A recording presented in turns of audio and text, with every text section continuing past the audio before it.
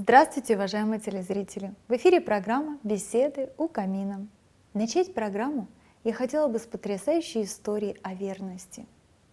В Японии на небольшой станции Сибуя стоит памятник преданности, поставленный в честь беззаветной любви и верности.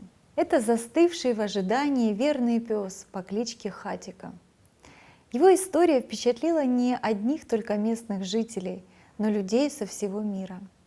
Он был еще щенком, когда в дом к себе его взял профессор Токийского университета Уэна. Когда Хатико подрос, он везде непременно следовал за своим хозяином. Профессор ежедневно уезжал в город на работу, поэтому пес сначала провожал его до входа на станцию, а затем в 3 часа дня вновь возвращался туда, чтобы встретить своего хозяина. Однажды в университете у профессора случился сердечный приступ. Врачи не смогли спасти ему жизнь, и домой он уже не вернулся. Хатико в тот момент было 18 месяцев. В тот день он так и не дождался хозяина, но стал приходить на станцию ежедневно, терпеливо ожидая его до позднего вечера, а по ночам возвращаясь на крыльцо профессорского дома.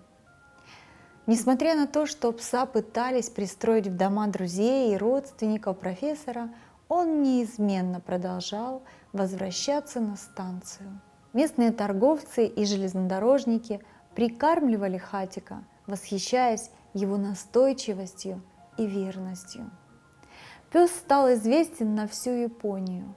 Он покорил сердца японцев.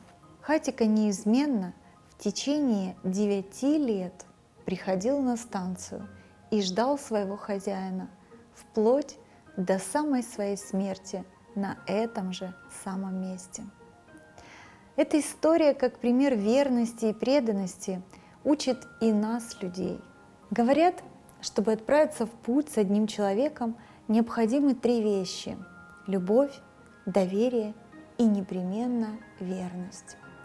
Потому что верный человек не оставит на полпути. Он всегда протянет руку другу. Он неизменен в своих обещаниях, словах и исполнении обязанностей.